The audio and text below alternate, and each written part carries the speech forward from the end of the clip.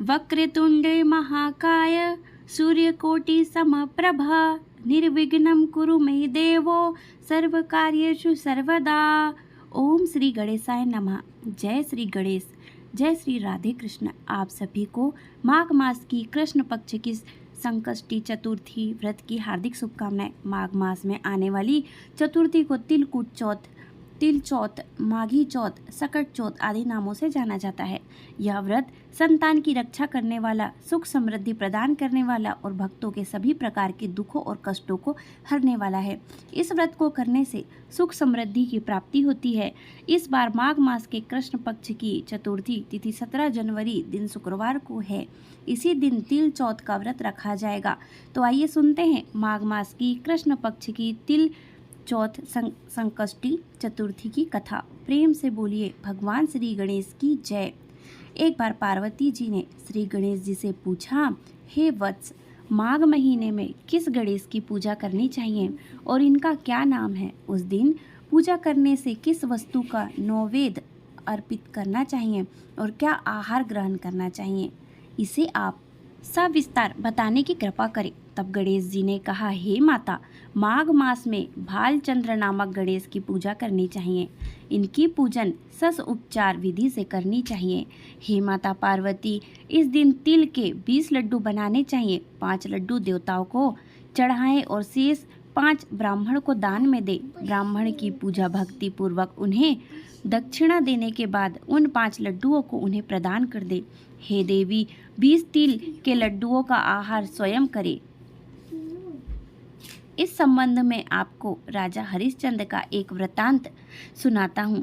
सत्ययुग में हरिश्चंद्र नामक एक प्रतापी राजा थे। वे छात्र धर्म में पटु, सरल स्वभाव, सत्यनिष्ठा और विद्वान ब्राह्मण के पूजक थे। हे देवी, उनके शासन में अधर्म नाम की कोई वस्तु नहीं थी। उनके राज्य में कोई अपाहिज, दरिद्र या दुखी नहीं था। सभी लोग आदि व्याधि से रहित एवं दीर्घ आयु होते थे।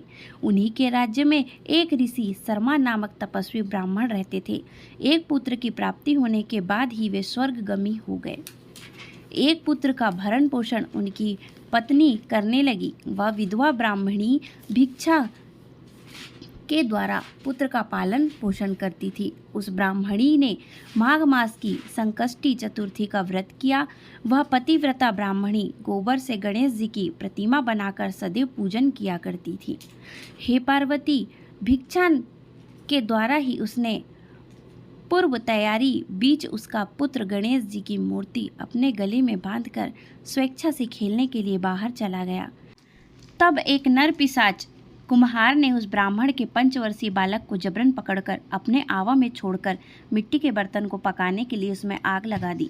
इधर उसकी माता अपने बच्चों को ढूंढने लगी। उसे ना पाकर वह बड़ी व्याकुल हो गई।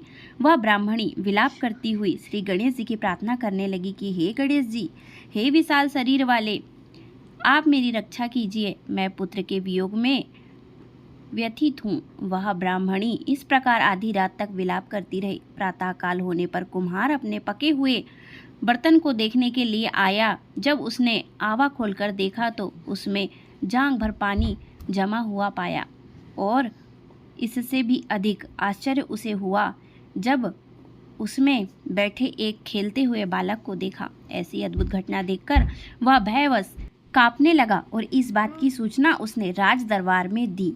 उसने राज्यसभा में अपने कुकृत्य का वर्णन कर दिया। कुम्हार ने कहा कि हे महाबाहु, हे प्रज्वलित अग्नि के समान तेजवान, हे महाराज हरिश्चंद्र, मैं अपने दुष्कर्म के लिए वध के योग्य हूँ। उसने आगे कहा कि हे महाराज, कन्या के विवाह के लिए मैंने कई बार मिट्टी के बर्तन पकाने के लिए आवा लगाया, परंतु मेरे बर्तन कभी भी नहीं पके और सदैव कच्चे ही रह गए।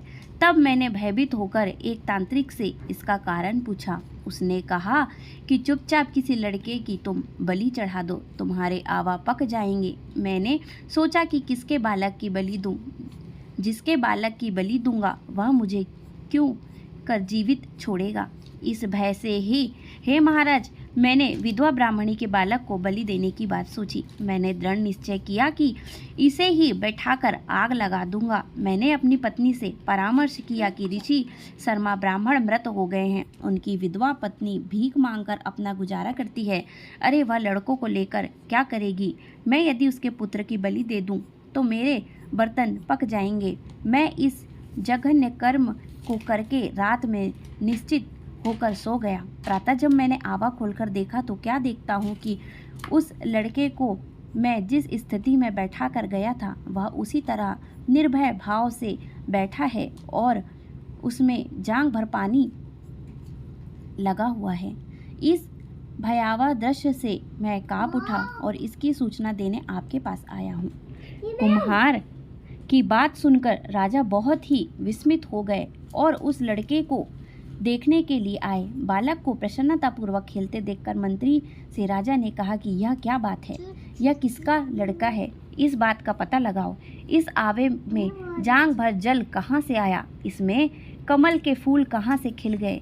इस दरिद्र कुम्हार के आवे में वैदुर्य मणि के समान हरी हरी धूप कहाँ से उगाई? बालक को ना तो आग की जलन हुई, ना ही तो उसे भूख प्यास लगी। यह आवे में भी वैसा ही खेल रहा है मानो अपने घर में खेल रहा हो। राजा इस तरह की बात कह ही रहे थे कि वह ब्राह्मणी वहाँ बिलखती हुई आ पहुँची। वह कुम्हार को कोसने लगी। जिस प्रकार गाय अपने बछड़ों को देखकर रंभाती है, ठीक उसी अवस्था में वह बुढ़िया की थी। वह बुढ़िया बालक को गोद में लेकर प्यार करने लगी और रोती कांपती हुई राजा के सामने बैठ गई। राजा हरिश्चंद्र ने पूछा कि हे ब्राह्मणी, इस बालक के न जलने का क्या कारण है? क्या तू कोई जादू टोना जानती है अथवा तूने कोई धर्मचक्र की बात सुनकर ब्राह्मणी ने कहा कि हे महाराज, मैं कोई जादू नहीं जानती और ना ही कोई धर्मचक्र जानती हूँ। हे राजन, मैं तो केवल संकटनाशक गणेश चतुर्थी का व्रत ही करती हूँ। उसी व्रत के प्रभाव से हे राजन, मेरा पुत्र चिता जागता बच गया। ब्राह्मणी की बात सुनकर राजा ने कहा कि मेरे राज्य की संपूर्ण जनता इस संकटनाशक गणेश चतुर्थी का व्रत करे। इसमें मेरी पूर्ण संपत्ति है। राजा ने उसकी परिक्रमा करते हुए कहा कि हे पतिव्रती, तू धन्य है। राजा ने संपूर्ण नगरवासियों को गणेश जी का व्रत करने का आदेश दिया। इस आश्चर्यकारी घटना के कारण सभी लोग उस दिन से प्रत्येक मास की गणेश चतुर्थी के व्रत को करने लगे। इस व्रत के प्रभाव से ब्राह्मणी ने अपने पुत्र के जीवन को पुनः पाया था। इतना कहने के बाद श्री कृष्ण ने कहा कि हे युधिष्ठिर, आप भी सर्वोत्तम व्रत को कीजिए।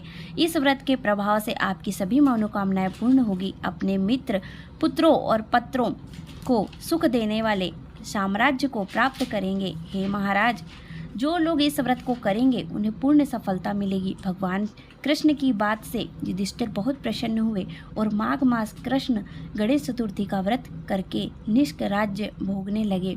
इस प्रकार से माघ संकष्ट चतुर्थी तिल चौथ व्रत की कथा पूर्ण होती है। तो प्रेम से बोलिए भगवान श्री गणेश की जय। अब सुनेंगे चौथ माता की कथा। पौराणिक कथा के अनुसार एक गांव में एक सेठ सेठानी थे। उनका एक बेटा और एक बहू थे। बहू सबको भोजन कराकर फिर स्वयं भोजन करती थी। एक पड़ोसन ऐसी भी थी जो रोज पूछती थी कि बहू आज क्या बनाया है, क्या खाया है। तो बहू कहती कि ठंडो बासी। एक दिन उसके पति ने ऐसा सुनकर विचार किया कि आज तो पकवान बनाए जाए, फिर देखें कि मेरी पत्नी क्या कहती है। उसने तरह तरह के पकवान बनवाए और घर के सभी लोगों ने एक साथ बैठकर भोजन किया। आज भी पड़ोसन ने पूछा तो बहू ने कहा कि ठंडो बासी। सेठ के लड़के ने सोचा हो ना हो कोई बात अवश्य है जिससे कि मेरी पत्नी ऐसा करती है। उसने पत्नी से पूछा कि तुम रोज ठंडो बासी खाया ऐसा क्यों कहती हो, जबकि हम सबने एक साथ बैठकर कई तरह के पकवान खाए। उसकी पत्नी बोली, हम जो खा रहे हैं वह बाप बूढ़ों की कमाई है। जिस दिन आप कमा कर लाओगे उस दिन मैं समझूंगी कि ताज़ा भोजन कर रहे हैं। अब एक दिन लड़के ने माँ से कहा कि मैं एक बड़े शहर में कमाई करने जा रहा हूँ। माँ बोली, बेटा अपने पास इतना धन है कि खाया नहीं खत्म होगा। माँ के मना करने पर भी बेटे ने स्वयं कमाने का दृढ़ निश्चय कर लिया और जाते समय पत्नी ने कहा कि मैं जब तक कमा कर बहुत सा धन लेकर ना आओ। तुम चूल्हे की आग मत बुझने देना। एक दिन चूल्हे की आग बुझ गई तो वह मन ही मन घबराने लगी, कहीं मेरे पति पर संकट तो नहीं आन पड़ा। जल्दी से पड़ोस में से आग लाकर चूल्हे में रख दूं।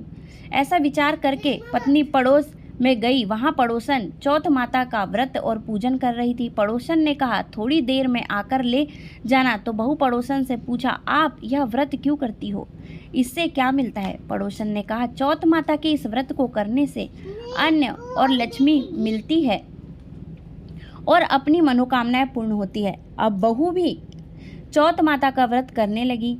दीवार पर उसने चौथ माता का चित्र बनाया। उस दिन घी और गुड़ का चूरमा बनाकर रात्रि को चंद्रमा को अर्घ देकर उसने भोजन किया। ऐसा करते करते बहुत दिन हो गए।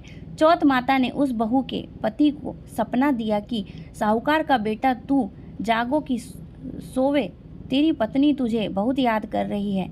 घर जाकर उसकी चिंता मिटा दे। तू दुकान खोलकर कंकु केसर का पगलिया बना के बैठ जाना।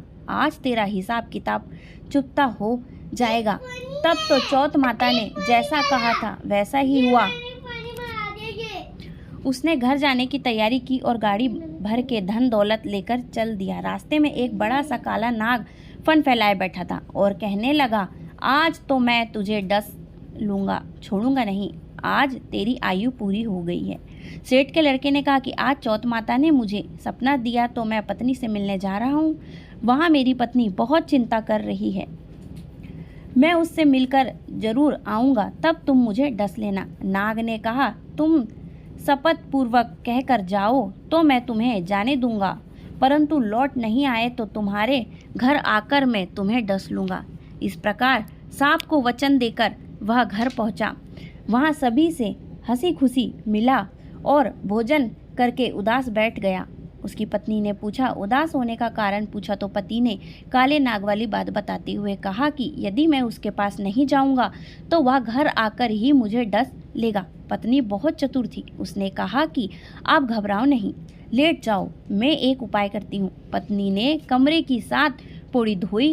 पहली पौड़ी पर रेत, दूसरी पर इत्र, तीसरी पर गुलाल फूल, चौथी पर कुकू केसर, 5वीं पर लड्डू पेड़ा, 6ठी पर गादी गलीजा और 7वीं पेड़ी पर दूध का कटोरा भरकर रख दिया। इस प्रकार वह 7 ही पेड़ी सजाकर बैठ गई। आधी रात होते ही नाग आकर पेड़ी चढ़ने लगा।